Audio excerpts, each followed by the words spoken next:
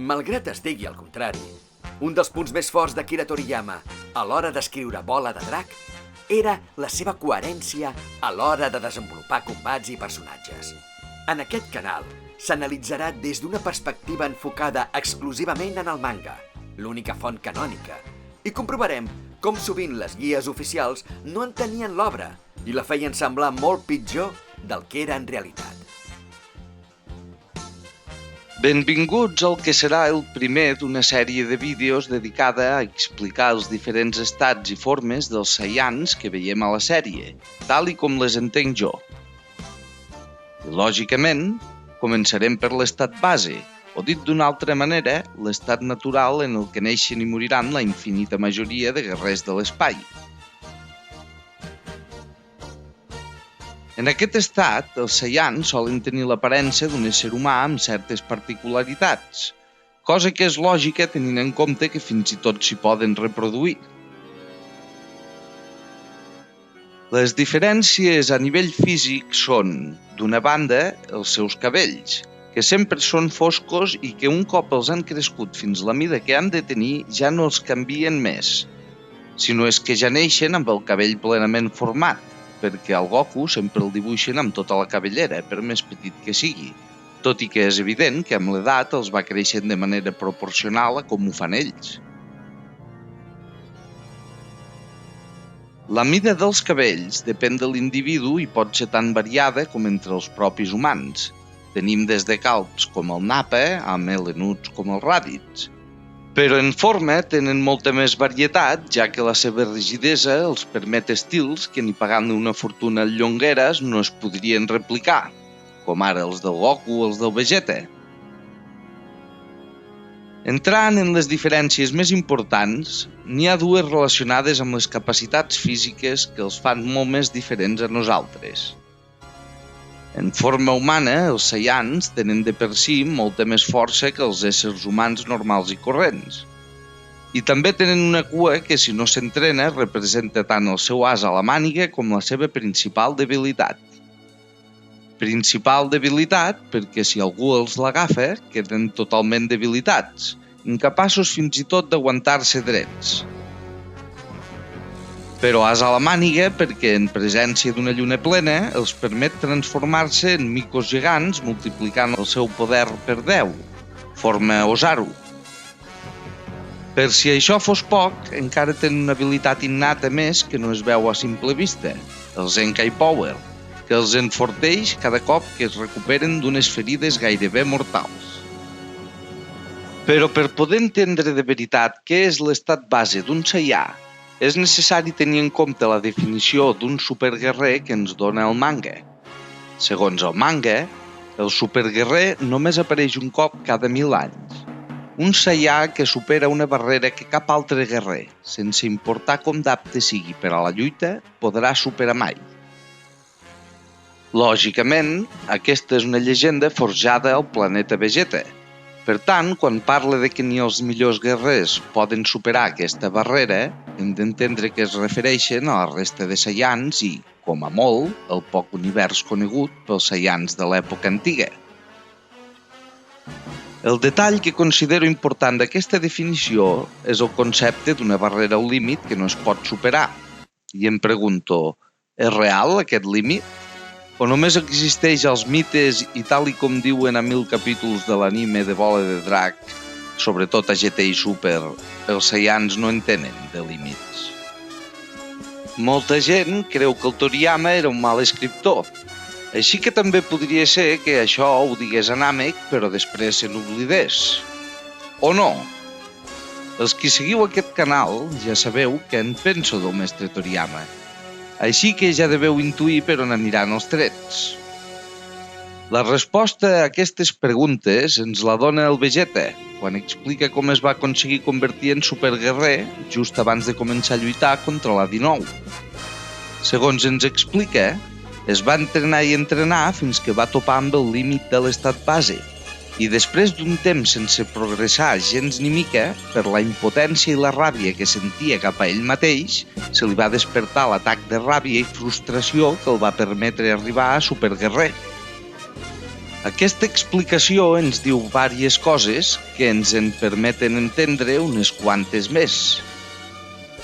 D'entrada, si el Vegeta, que contra el Freezer va abusar del Zenkai Power per intentar superar-lo, diu que va topar amb un límit que no va poder trencar de cap manera, significa que l'estat base de cada Saiyà té un límit que dependrà de les aptituds innates del Saiyà, el del Vegeta és molt més alt que el del Goku, per exemple, a partir del qual el Zenkai Power deixarà de tenir efecte. Per a més detalls sobre aquesta habilitat, no us perdeu el vídeo que hi he dedicat, titulat El Zenkai Power, anàlisi en profunditat. I feta la pausa publicitària, continuem amb l'explicació. I si aquest límit que aplica el Zenkai Power també apliqués a la forma Ozaru? Al cap i a la fi, aquest límit que només un superguerrer pot trencar, si es pogués superar transformant-te en Ozaru, invalidaria la llegenda, que ja no hagués arribat a ser ni llegenda, i s'hagués convertit més aviat en anècdota perduda al cap de poc temps si aquest hagués sigut el cas. Que la llegenda hagi perdurat durant segles o fins i tot mil·lennis també ens demostra que això no només és una hipòtesi plausible, sinó un tema de sentit comú. I de passada també ens permet trobar resposta al fet que provoca que els Saiyans els pari de créixer la cua. Tret del Goku, que li talla Déu i es dona a entendre que ho fa de tal manera que ja no li pugui tornar a créixer més, sembla que a la resta de Saiyans la cua els para de créixer en edats aleatòries. Al Son Gohan li creix per últim cop al seu combat contra el Vegeta, però en canvi el Vegeta, quan es cura després del combat a la Terra, parla com si li hagués de tornar a créixer, cosa que en canvi no li torna a passar. I per si això fos poc, el Nappa, que era uns quants anys més gran que el Vegeta, va morir amb cua. Per tant, sembla evident que el creixement de la cua no va lligat a l'edat. Però què en podem dir del límit de l'estat base que també limita l'habilitat del Zenkai Power? Analitzant-ho fredament, sembla evident que el motiu real és aquest. El superguerrer és la forma que permet als Saiyans superar un límit que cap Saiyà, sense importar com de ben dotat estigui per la lluita, hauria de poder superar. Si el límit només apliqués a la forma humana, el superguerrer no hagués destacat, atès que els Saiyans sincronitzaven els seus atacs amb les llunes plenes, i no és fins que el superguerrer es domina bé, cosa que costa moltíssim de fer, i només el Goku ho aconsegueix sense ajuda de ningú, que el multiplicador de poder supera el de l'Ozaru, que tal i com hem dit, el multiplica per 10. Però tal i com passa amb el Zenkai Power, el límit de l'estat base també aplica a la forma Ozaru. Per tant, un cop el Saiyà té un poder prou gran com perquè la seva forma Ozaru ja no li pugui multiplicar la força tant com ho faria normalment, aquests perden la capacitat de transformar-se, ja que la transformació, a partir d'aquell punt, perd tot el sentit. Analitzant els Ozaru com a lluitadors, durant totes les seves aparicions a la sèrie es mostren com una forma molt menys equilibrada i segurament també impliquen que el Saiyà es torni més salvatge i, per tant, tingui un control intern del ki molt més baix que en la seva forma humana. Fixem-nos en la forma Ozaru del Vegeta, la que vaig analitzar pel seu combat, comparada amb el mateix Vegeta en forma humana, diferència que és totalment homologable a la resta d'Ozarus que es veuen a la sèrie. Tal i com es pot apreciar, aquests destaquen per una força i una defensa molt més altes, però perden molta velocitat. Ara, imaginem un Saiyà que té una força de 10 amb un potencial natural o físic màxim de 1000 i un control del ki intern estàndard pel que vindria a ser un Saiyà normal i corrent. No confondre-ho amb el ki del gràfic. El control intern del ki afecta el nivell de poder del lluitador en relació a les seves capacitats físiques, fent que com més alt sigui, més poderós es torni el lluitador, mentre que el ki del gràfic fa referència a com aquest poder de combat s'exterioritza a l'hora de lluitar. El Goku, per exemple, té un dels millors dominis del ki interns de tota la sèrie, però en canvi a l'hora de lluitar aquest poder se li manifesta més en forma de força física que no en energia d'atac. Seguim imaginant. Aquest Saiyan amb un poder de Déu, de sobte, entrena amb un mestre d'arts marcials i, a part d'enfortir-se, aprèn a dominar millor el seu ki intern. Després de l'entrenament, el seu potencial físic màxim seguirà sent de 1000, però gràcies al domini superior del ki, el seu potencial de combat màxim podrà créixer fins molt més enllà. Ara suposem el següent escenari. Després de l'entrenament, aquest Saiyan passa de tenir un poder de combat de 10 a tenir-ne un de 80, després de multiplicar per 2 les seves capacitats físiques i per 4 el seu domini del ki. En aquest context, li seguiria creixent la cua, ja que la forma Ozaru amb potencial de 1000, limitada pel potencial físic o natural, i un poder efectiu de 800 encara tindria tot el sentit. Però aquest Saiyan és un pencaire i decideix fer un altre entrenament amb el mestre encara més dur que l'anterior. Ara el Saiyan augmenta la seva força física fins a 150 i gràcies a un domini superior del ki, el seu poder de combat supera els 1500. En aquest cas, la transformació en Ozaru esdevé impossible de justificar. El poder no només disminuiria, sinó que la seva descompensació com a lluitador encara l'acabaria perjudicant més i tot. En aquest context, on el límit de l'estat base també afecta la forma Ozaru, per a un Saiyan que està relativament a prop d'aquest límit, la transformació el perjudica. I per tant és lògic pensar que un cop el cos determina que la forma ja no serà útil, la cua els pari de créixer, eliminant així el gran punt feble de quan els l'agafen. D'aquesta manera, podem explicar els casos del Vegeta, del Nappa, del Raditz i del Son Gohan. Pel que fa als Raditz i al Nappa, és evident que estaven molt lluny del seu límit natural en estat base. Per tant, que la cua no els parés de créixer mai té tot el sentit. Des que a un Saiyan li tallen la cua, aquesta triga setmanes o fins i tot mesos a tornar a créixer de manera natural.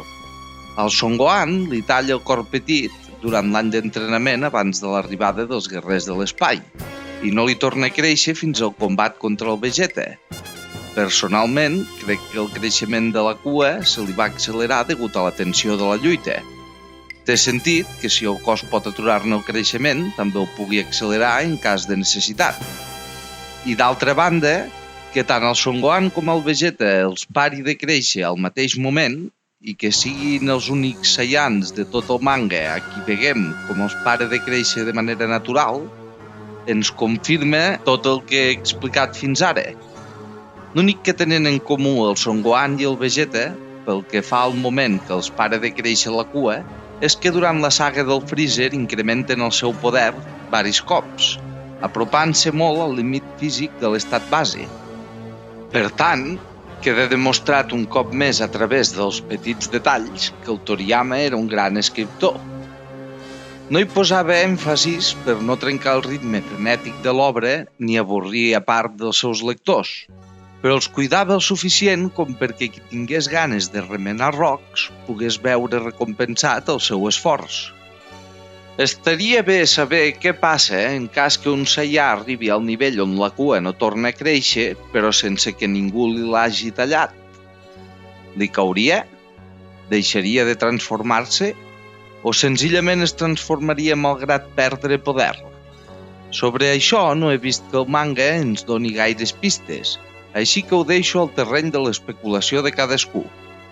La meva opinió és que tenint en compte el creixement de la cua del Son Gohan durant el combat contra el Vegeta, considero que accelerat per la tensió del moment, la capacitat del cos per controlar el creixement de la cua és molt més alt que el de la resta d'extremitats, on seria equiparable al d'un ésser humà normal i corrent. I sabem que no és estrany veure animals que se la poden fer caure fàcilment, per exemple, per escapar d'un perill. A més, el Trunks del futur, per força, devia tenir cua també. Doncs, malgrat el manga ja aconseguís convertir-se en superguerrer de ben jove, és evident pel domini que té de la forma que no hi va arribar de manera natural com ho fan els fills de superguerrers, com ara el Goten o el Trunks de la línia temporal que segueix la història. Però, en canvi, ja de jove no l'hi veiem. cosa que em fa pensar que, arribat el moment, cau. És clar que també es podria argumentar que el Son Gohan li tallava per evitar que es descontrolés i el detectessin els androides. No ho sé. Certament aquí hi ha terreny per poder especular. Vosaltres què en penseu? Per tant, recapitulem. L'estat base és l'estat innat dels Saiyans i també el més feble i l'únic que arribaran a tenir mai la majoria d'ells. Aquest estat inclou habilitats extraordinàries com el Zenkai Power o la transformació en Ozaru, que queden limitades quan l'usuari arriba al límit de poder físic de la forma.